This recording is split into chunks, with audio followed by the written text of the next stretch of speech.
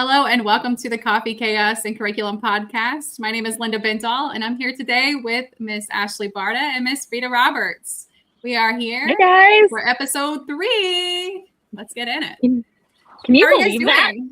I know. Good. Sorry. Amazing. I'm having so much fun doing these. And we all 3 showed up in hats today. Is it officially know. summer when we can throw on hats and hide the hair? It's so hot. Exactly. It's so hot out here. Yeah. There's no way I'm going out there without my hat. So. Well, you've been working on the tractor. Homeschool. What did we just say? Homeschool mom by day, tractor driver by afternoon. They should pay me. I'm putting in a driveway. Okay. I'm putting in a driveway. It's my very first. I'm very proud of it. So I'm putting in road base and all things. So we had a lot of rain. Oh my gosh. So some of it washed out. So I had to go back and redo everything. So when they say we wear multiple hats, they really mean we wear multiple hats. All right, hang on. I'm so sorry, guys. Hold on. I'm so sorry. Real life is happening at my back door. Give me just a second. I have to find my son's inhaler. oh, it is real life. It is. But this is okay. It's okay. Real life is real life. It happens to us all. I just got home, jumped on, sat on the porch, ignored the house, and jumped on for number 3. I don't know if you can see this. I think it's too bright for you to see that, but I actually parked the tractor right there. Oh. You should have been right podcasting. You should have been podcasting atop the tractor. No, it's too hot. I was like, AC. I got to get into the AC. Oh, we actually this week has been like in the 70s here. Seriously? And it's not normal. But it's been such a beautiful reprieve from the 90s that we have been having. Yeah. It's like not gross, and Iowa gets gross. The Iowa corn is really popping. Let's put it this way. It's so hot here that the last few days I've had to go out and water the ducks. So they have a duck pond, which is like oversized kiddie pool, right?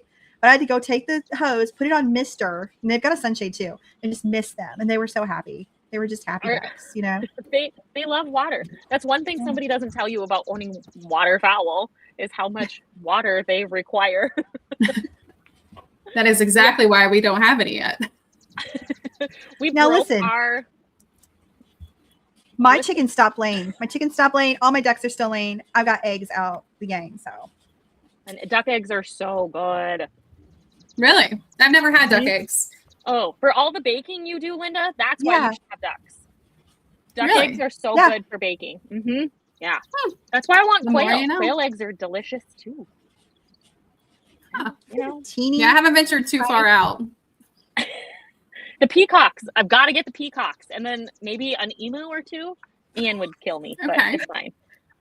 But wouldn't that be fun? It's just like a big emu, like coming in and saying, "Hey, what's up, guys? Coffee, chaos, and curriculum." You know, like who doesn't need an emu? I think we definitely need one. We're gonna talk to Ian. We're gonna get it on the. You guys are just gonna order me one, not tell him, and it'll just show up. Like, I don't know how it got here. Show up, yeah. And you have to take care of it. I have to take it. It's homeless. It needs a home. I rescued it. That's how I got half the animals. I rescued them. Girl. I feel sorry for Ian. I love it so much. Oh. So summer's in full swing. What are you guys up to? Well, all the children are currently in the pool. We're doing a lot of pool time. Not a lot of school time, you know. Rita's building roads. Yeah. Building roads. We're doing like Bible Bee. Oh, well, and see, we never stop learning, right? Like they always do something. Summer reading never stops. Mm-hmm. We have all of the 4-H stuff coming up.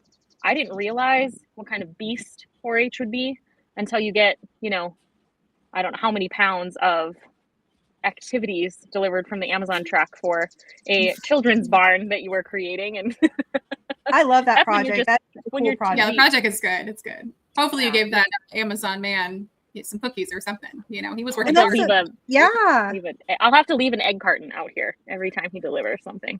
So that sensory barn for the younger kids, that's amazing. What an amazing opportunity for SPED kids. Yeah, it's going to be really neat. It's on the other side of the barn. One side of the barn will have fun animals for them to interact with, and the other side of the barn will have all sorts of Iowa farming, education, sensory bins, story walk.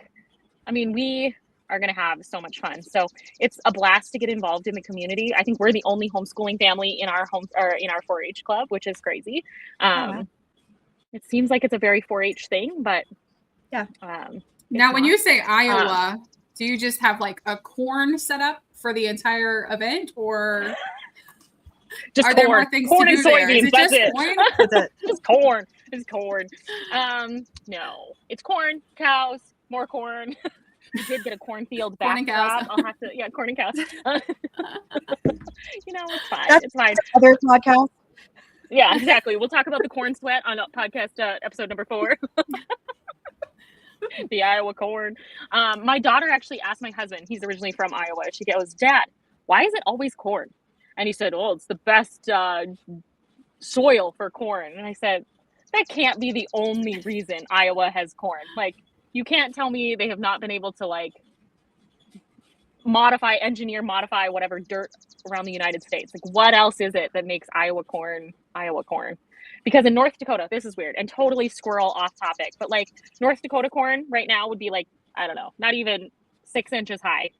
Oh, wow. And Iowa corn is like, it's almost up to our fence line now. I'll have to go stand by a corn stalk in June and then go stand by a corn stalk in August and like post it for our viewers to see, because I'm like 5'2" on a good day. And I think I would be lost in the cornfield. Oh my gosh. We're going to need to see that, Ashley. No. Okay, fine. Yeah, I'll post a picture. It'll be good. A science experiment.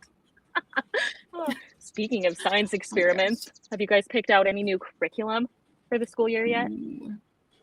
Working on it. I have Working not. on it. I have not. I got a couple things thinking about. Are we thinking about next year for school yet? Let's be honest. Absolutely. No, for sure. I'm going to give myself until the end of next month. No. I got a geography. Everything. Oh, yeah, I got a good geography. I'm excited about.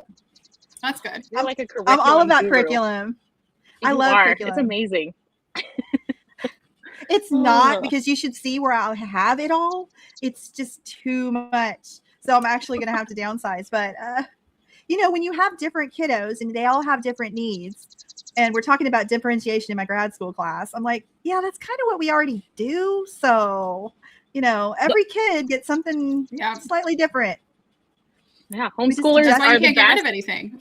No, because you never know if you're going to reuse it. Exactly. I'm getting rid of like lower elementary stuff. When they move on to middle school, you can get rid of lower elementary, right? When they move on to kind of middle school, high school, you can get rid of early middle school, and then if you don't have anybody behind them. But my learners, I had 3 very different learners in our homeschool, and you just can't always do like one size fits all, like that one streaming service or that one box deal that you got at the convention, because it's not necessarily going to work for them. So we always mix and match. How about you guys? Oh yeah, we pulled them all over. Yeah, it's You're more like you're kind of, well, all 3 of us are so different. Like, we are. I would love to be a box curriculum gal, but our oldest, because of his complexities, we've never been able to do the box curriculum.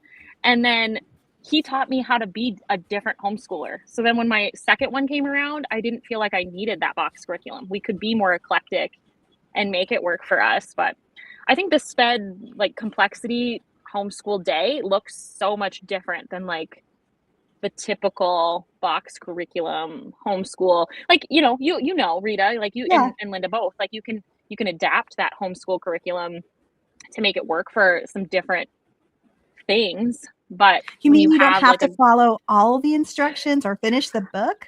And you don't have to finish it. I was just going to say, and you don't have to finish it. You don't have to finish it. I was actually in a meeting this morning with the ed liaisons on base here, and we were talking about how, like, my son, who is an AAC user, he's nonverbal, uses an AAC device. Way back in 2013, we were given his AAC device, and no one taught us how to use it. No one did anything. And I just stared at it and I'm like, what is this garbage? Like, what do I do with this? Yeah. He communicates with me through sign. And what is an AAC device? What is that? I don't know what that is. An augmentative alternative communication. Oh, I think I'm butchering that. It's his talker. It is his talker. It looks like an iPad. It has a voice and buttons to talk. Why is that so hard? Augmentative alternative communication. Gosh, every SPED parent on here is going to come after me. They're going to be like, why? And my brain is just like brain fart city right now. I'm going to say that live. So how did you move? Like, how did you move from installation to installation with him and have him get his services and stuff at different installations? See now? Good. Rabbit hole. Look at us go. The first one, we PCS'd. I was a public school teacher, just recently quit to stay at home with him, and I was going to put him in school. I was going to put him in public school. We tried an integrated special education preschool classroom, and we made it. School started in August. We made it to Thanksgiving. That's not bad. They added. That's not bad. They added more kids as the year progressed. He didn't need to go for breakfast services, so I would drop him off later so we could do OT-PT speech privately. And then we started getting the truancy, alerts because he was missing X amount of mornings. Because you were skipping breakfast? We were skipping breakfast, yes. Therapies. What? Yeah. It was so ridiculous. And then they were trying to tell us we couldn't have therapy at school because of the minutes he was getting privately. He didn't need it at the public school because he was already getting it. He was already getting the service. They really tried to put us through the ringer. And first IEP meeting, I sat there at the table and I let them talk to me and I didn't say anything. I'm like, I'm going to experience this as the parent, not the teacher. And then he fell and cut his eyebrow. And it wasn't due to a seizure. It was more mobility, tripping in the classroom. It was just a teacher and an aide. And they set my nonverbal preschooler out in the hallway on a bench outside the nurse's office. And I'm sitting outside waiting to pick him up in the line. And all of these special needs preschoolers come out with their teacher like they normally do. And my kiddo is not with them. How scary. So panic ensues because you have a nonverbal 4-year-old. Yeah. Where is my child? Did he elope? Can you imagine how he felt? Probably so confused and so scared. And this is before our AAC talker was introduced. And so I rushed into the school and the nurse had him sitting out in the hallway. She wasn't even with him. So for a child developmentally, probably not 4 at the time, he was probably 2.5, 3. And he's sitting in the hallway. He should have that cold washcloth or whatever on his eyebrow. He clearly needs stitches, but it's just dribbling down his face. Oh my gosh. And I took him in and we got stitches and we dealt with it. And I was so livid that we didn't bring him back. And my husband went to pick up his artwork and things. And the teacher was apologetic. Of course, they always are. And she was just like, oh, and we're so sorry. We're so sorry. Accidents happen. And my husband's like, you're lucky it's me and not my wife. And we never went back. And I thought, it's just preschool. How hard can this be? I'll homeschool him. Of course, military sends us through the ringer. And we're EFMP, but they have no medical services. The schools clearly sucked in Florida for us. I know other people have, different situations, but that was kind of the straw that broke the camel's back. And we said, it's just preschool. We'll deal with this. He can stay home with us. We'll get him through this epilepsy journey that we're on, and he'll start kindergarten. No big deal. And maybe it's just this preschool program. And we PCS'd to Offutt, and we had his vagal nerve stimulator surgery. So for everybody that doesn't know, my son has epilepsy and then he has a port in his chest and it goes to his vagal nerve, stimulates it to tell his brain to knock it off when he has a seizure. It's pretty bad. I don't know if I can swear on this podcast or not. We call it his Iron Man. We can swipe it with a magnet, stop the seizure in its tracks. It's awesome. Oh, wow. That's awesome. I know. And then this is me, not even talking about education. It's more medical. And we went in for his kindergarten, get ready, the roundup. And they had no idea where to place him. And he still wasn't vocalizing things. He was saying mama, dada, a few words, but it wasn't a lot. And they didn't know where to place him. They couldn't put him in the school we lived in because they didn't have a school nurse. Well, legally, now I know they just needed to get a school nurse.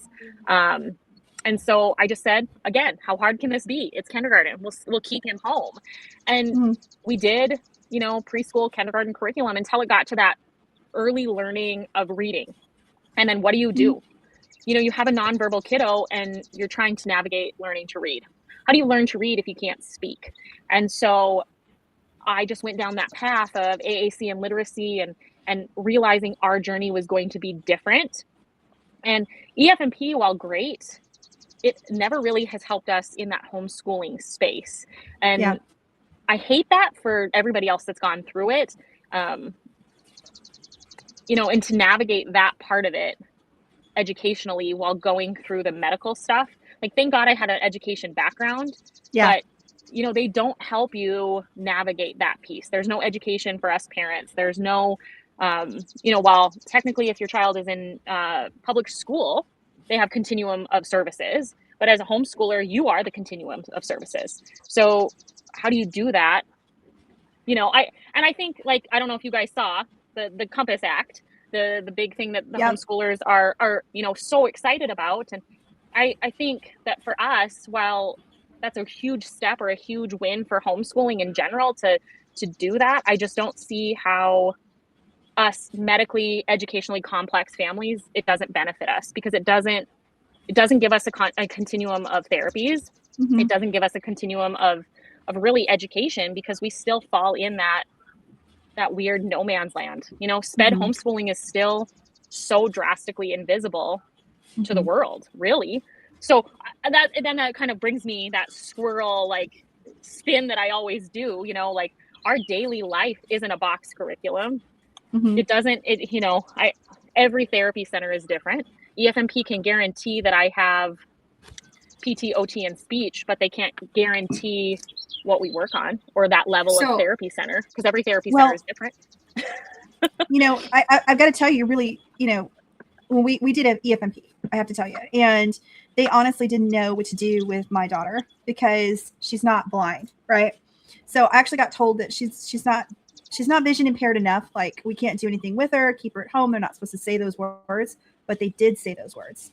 I went in and we got a 504 for her because we're doing an ESA in a state that requires, you get some kind of documentation for support, because TRICARE, maybe I shouldn't mention TRICARE, but I did. TRICARE was not paying for that. That absolutely needed therapy for her, and like she couldn't jump a rope at 9. She could not run. We got accused of like blatantly, like, what's wrong at home, right? Why can't your daughter run? Oh, wow. Because she was running with a group of students or trying to participate, and she got singled out because she couldn't, and that made her feel awful. It made her feel other than, and so she started crying and she couldn't stop. So they call me in and they're like, so what's going on at home? And I'm like, my daughter can't run because she can't see her feet or the ground when she's moving. And they're like, oh, okay. Well, we didn't know that. And so we get 504s to do the ESA, right? And then also to help us in a situation if like something happens to me. But to be told by the school district, oh, there is nothing we can do for you. You're doing the best you can. And then all of this stuff is out of pocket. But we have to get a different 504 for whatever state we move to. So how does that work with the Compass Act? Do we know? Yeah, I was going to ask, what does that look like for you guys? Because surely you guys have to have a lot of paperwork and stuff for the kids in terms of educational planning and, medical care plans, everything like that. How does that transfer over when you're PCSing? I'm also wondering that same thing. Like, I think that while well-intentioned, and for a typical military homeschooler that wants to skip the multiple affidavits every time they switch states, I think that part of it seems like such a good idea, right? Your home of record, I'd leave it that way, and it doesn't change. But if you have, my thought behind it is, like, I have two thoughts. So for example, we homeschool in Iowa. We don't have to, we homeschool via IPI, I think is what it's called. And so we don't even have to fill out an affidavit. So we just homeschool. So if we use that as our home of record, but we move to, say, California, what happens if I'm just flying under the radar because I'm homeschooling via Iowa state law with no affidavit? Yeah. But now I'm homeschooling in California when I need to, I potentially could homeschool under a charter school. Or what if CPS shows up at my door and I have to prove that I'm homeschooling out of the state of Iowa, but now it's being challenged. I think in the state of California. in that sense is I would tell parents always keep records, always protect Right. yourself, always have documentation. But I think that adds a whole nother layer of stress to our already military complex lives. And then you take myself, my complex learner, and his academic record does not look like a normal, I hate the word normal, but like it doesn't look like that typical 16-year-old's transcript or academic record. And Right. my IEP would be under Iowa. Yeah. So it would be completely different than California, but really under IDEA and all of those things, that's all federal. So really our IEPs should all be federally, acknowledged. They're just not state specific. So if you want services through those schools, I think even if you are military and we're under the Compass Act, I think you'd still have to register in that state. I don't think it makes you like, I don't think it protects you. What about families with multiple kids? So you have some kids that are going to public school, some kids that are special needs that are home, and you want to not register those kids as homeschoolers in the new state. Do you know what I mean? Like, what do we do then? Like, because I had 3 kiddos at home. I think that's a really good point. So for us, that's an example. We have one that I would probably keep in Iowa because, it would be easier. Yeah, IEP, whatever. But then I have 2 that are they would go to either a public school or be homeschooled without that IEP. It would look so completely different. And then who polices any of this? So I have a funny story. I got to tell you this because we were in, oh gosh, what state were we in? I think we're in Maryland. So we both had state of residencies in Texas where we live now, right? But we were in Maryland and our car was licensed in Virginia because we owned a home there. So when we went to go buy this car, because we drove our other car into the ground, they were like, your Texas driver's license, because your state of residence and driver's license, you're living in Maryland, but you want to license the car in Virginia because you're PCSing in 2 months back to the home you own in Virginia. And they just about lost their mind. I hate to compare our kids to cars, but it's very similar. Yeah. Hold on, guys. My computer's overheating. I got to take the cushion off so the battery can breathe. Oh my goodness. I could hear the fan really going. I was like, I didn't think it was that hot out here, but clearly it's really hot. So you brought up a good point. It's like, okay, so who takes the brunt on if you're living on the installation, right? And somebody sees you out and about with your special needs person and your kiddo in the store or something, and they're like, oh, and why is that kiddo in school? And they call CPS. Then does the command have to intervene on your behalf? What does the command do? Like, do they want to send SAR major out to look at your instruction, or like? I feel like there's so much unknown with this bill. It's very vague, and I think it leaves a lot of room for these questions. But it is definitely concerning to think about, that the command team would be coming over to say, hey, are you, well, and what's going on with the state? And then it could not even be that state that you're stationed in. So, who's following that? I think there's so many questions. And I think we know EFMP isn't going to follow it. They are so overrun. I mean, it's already a mess. They never helped with my kiddo. They tried. I dug kind of into it just to look, because education is important when you homeschool. You're not just, and I think we've had side conversations about this. And I think it's, as a homeschooler, sometimes you kind of go into that homeschool, that lane, right? Like we do all homeschool things. You start talking into your computer and it's all morning basket this and morning basket that. And you just you go, homeschool, nature basket, nature study, or nature basket, morning basket, nature study. I have nature baskets. Yeah, nature baskets. So sometimes I think as homeschool parents, we forget that we really should be checking on the education federally, statewide, even locally in your school district to make sure. And, the last time we talked about even a 504 and IEP, for me, I've always kept an IEP I thought it was because of the teacher brain in me. I wanted to see what goals we were hitting, what goals we needed to work on. Because my son doesn't do a normal box curriculum, keeping an IEP helps me develop his personalized AAC curriculum with literacy and just design a curriculum that works for him. But you brought up a really good point, Rita, about a 504. or an IEP, you know, God willing, we are going to be our children's teachers as long as we want to be or can be or they need us to be. But if something happens, like, we need those documents to help our kids be successful even after we are no longer able to be that teacher. It's a legal document. And, you know, secondary, a lot of homeschoolers in our state, I don't know how it is in South Carolina or Iowa, but they pursue secondary education while their kiddos are in high school. And so as soon as they enter any kind of secondary education, they're automatically under FERPA, right? Which is a privacy act, and you're not supposed to be able to see their grades or what they're doing unless they sign a waiver, and they waive that off.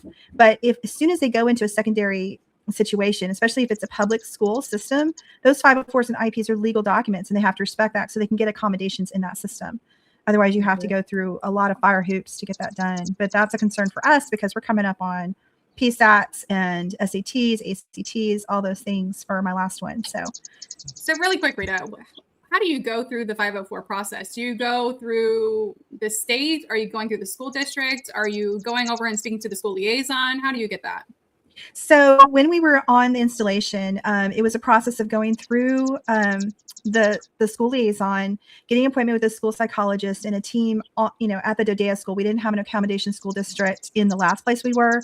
Prior to that, it was an accommodation school district, which is a school district run by the ISD on the installation. But we sat down with a team of people. One was virtual because my daughter's particular needs are so unusual that they had to find somebody like far away to come in and speak to it. I brought in all her medical documentation.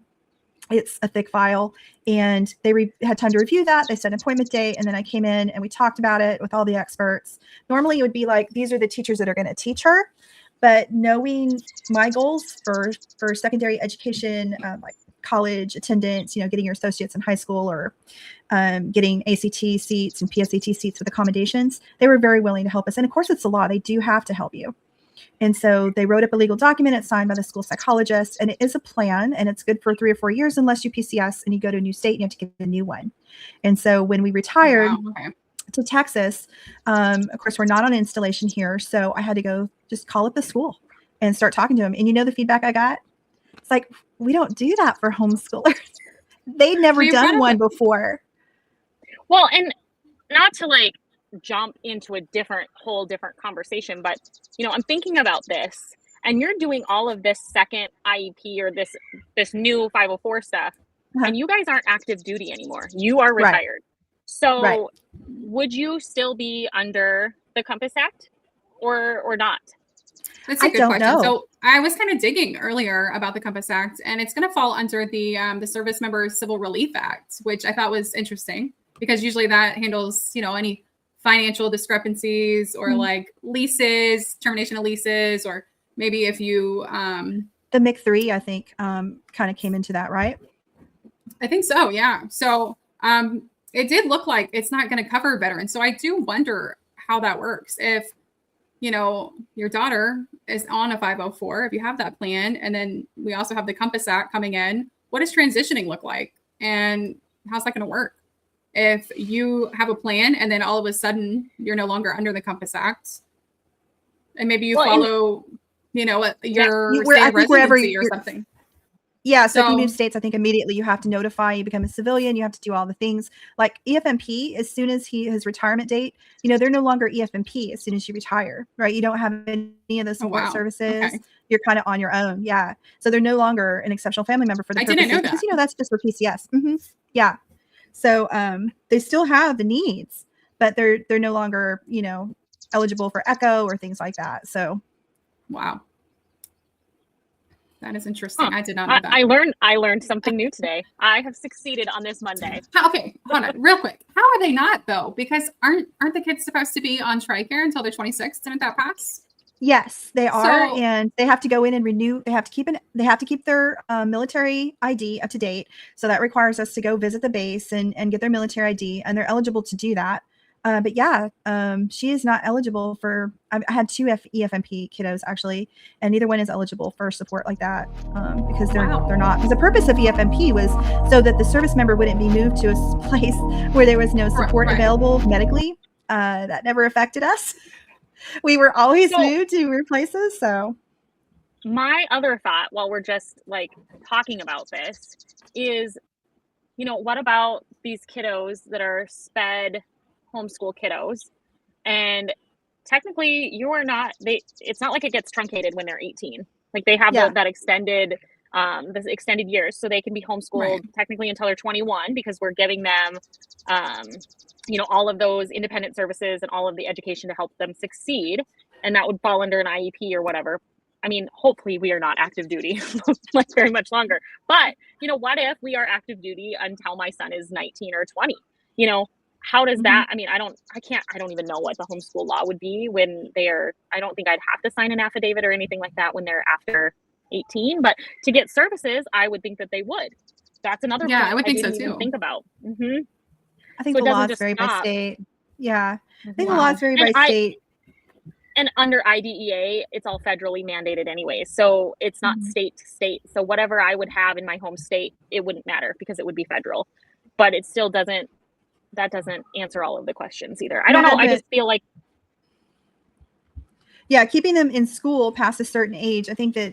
So I know that there's certain ages when they can withdraw from school and not need your input. And, like if they're in high school. Oh, no, we lost Ashley. So 16 in some states is okay to withdraw from school.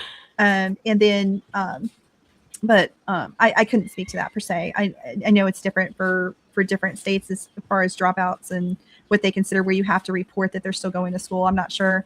I did read about something the other day that addressed this. I believe it was an 18-year-old homeschooler, but I need to do more research on that because I'm not real familiar with it. But we've never run into it. The only thing we've run smack dab into is my 17-year-old at college and FERPA, which is anybody who doesn't know, if you need to, there was a problem with his transcript and for some reason they weren't accepting it or they lost it. Right. That's always what happens to us. Oh, we lost it. Oh, you have to send another one. And then I was trying to see if they received it. And they said, well, we can't tell you that because of FERPA. Has your son signed a waiver?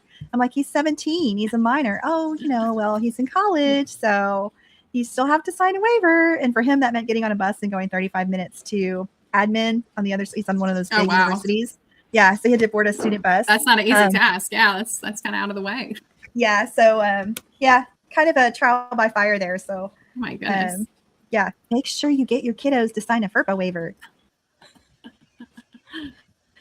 Even if they're getting their associates when they're 13. Oh my gosh. Well, let's. I will look that up, Ashley. I think I'm back. I was having some technical difficulties there. It's not a. We lost you for a second. Overheat again. A little bit, and then I lost my AirPod. Good thing the chicken didn't get it. It's fine. I'm moving in the shade. We're good. All right.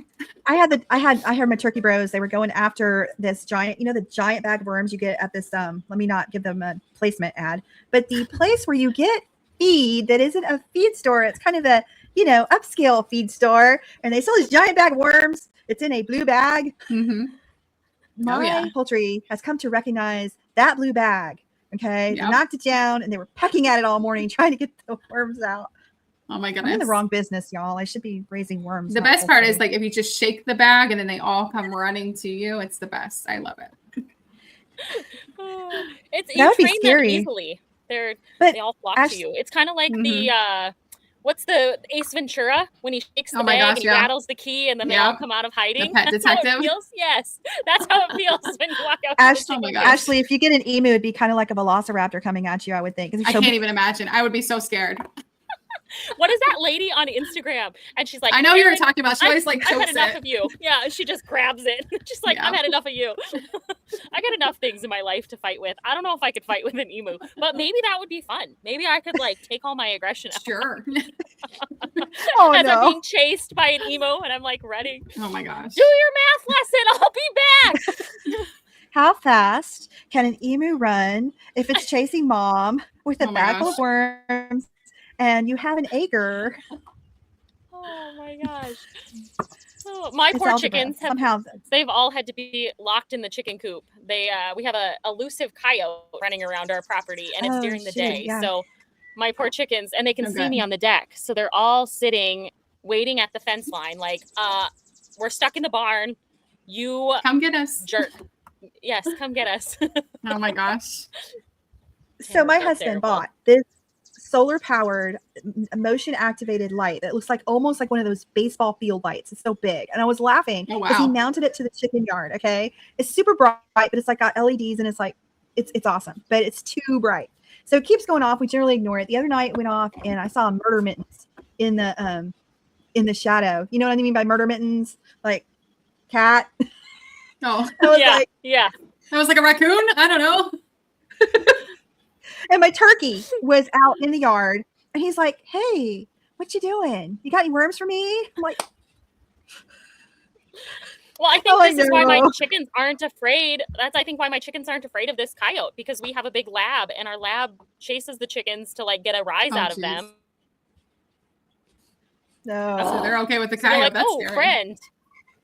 Yep. And then they're not. Friend The shaped. coyote You is not a friend shaped. friend. gosh. Wait a minute.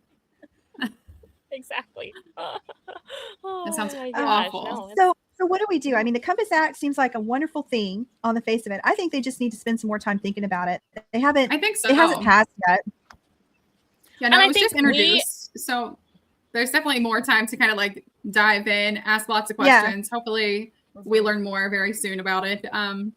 But I think, think there's that's some the gaps thing- that definitely need to be addressed. So Yeah. That's what I was going to Okay. say. I think we all need to remember that even though we are homeschool moms, like we still have a seat at that advocacy table, and we can voice our opinions, and we can do our research and see. I think the biggest thing too is it was like an opt-in, opt-out. So you didn't Yeah, have to take right, advantage of yeah. it. I could see where it would be awesome if you're moving overseas and you want to Yeah. keep your home state, but For sure. for us SPED homeschoolers, I just don't see that it would benefit us at all. And I hate to then- say that, but it just doesn't seem warm and fuzzy. And I don't think that they had our interests, like, and well-meaning. I think it was well-intentioned, and I just don't think that the SPED homeschool community was really brought in to I that. think it's so that complex. It makes it conversation. really hard to accommodate everybody. I think that I mean, you guys know, just working with TRICARE and EFMP in general is already a monster. So writing a homeschool bill that also protects the EFMP kids, I think that is probably quite the challenge to make sure they don't fall through the traps. But I cannot imagine, you can't make everybody happy. And I think that that's okay. Right. It is okay, I don't but they really need want to a consult regulation. subject matter experts more than just I would agree with that. HSLDA and the other actors involved. I think they need to talk to just regular moms, right? Regular Right. military moms that have been through it and seek a lot of public input. I think that would help a lot. And, the overseas thing, Linda, you brought that up. That's a good point. I mean, normally we think of the overseas homeschoolers being protected, especially like in Germany and things like that, with the status of Right. forces agreement. But then again, that brings in, okay, how is command going to be involved if you're not living on the installation or you're living in a different country where that isn't such a thing, right? So, and then not just us military homeschoolers, but what about the DoD civilians and State Department and stuff like that? I know they do their own thing. They have their own programs and things like that, but yeah, I have a lot of questions. I have a lot of questions too. And I mean, this is, if it passes, this will be the first federal homeschool law. And I think that there's a lot of questions there just in general, without even just on the surface, just as a homeschooler. Do you think that opens up other things if we start federally getting homeschool? I mean, isn't it a benefit that it's state run versus federally looked at? I mean, they're trying to move all of the education stuff to state run versus federal. Do you feel like it's a step backwards? I mean, I'm asking. I don't know. I think it's so vague that conversation. Yeah, no, I just think it's so vague that I'm not sure. I think there could be potential for some good. I think it would really benefit a lot of homeschoolers to be able to opt in or opt out. But at the same time, not every, like you guys know, I mean, some states are super strict, some aren't. So it might not even help or benefit any families, or certain families who maybe live in just a strict state and then maybe their home of residency is also a strict state. So I think there's going to be pushback coming from places like Connecticut that just passed that law that we spoke about, because, then those kids are going to be invisible to them. And I think they're going to take umbrage with that. But, we have a poor history of keeping track of kids in foster care and other situations, unfortunately. So I don't think they have a leg to stand on, but I know they're going to bring it up. And, you know, we as homeschool moms know our kids go in front of mandatory reporters all the time. If you've got a military kiddo, you're always going to be getting visits at the doctor, at the military treatment facility. Somebody's going to see your kid, right? It's not like we can hide them away, but it's worth discussing because I know that that's going to be something that they're going to bring up. And I think honestly, it should be part of the conversation, Rita. I mean, if we're not taking the children into account, then what are we doing, right?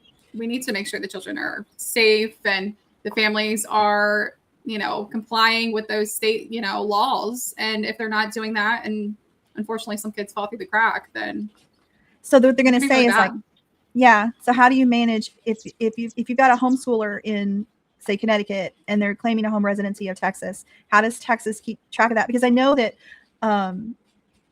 they are eligible for money depending on like ESAs and things like that. So then that has to be part of the conversation, I think, as well.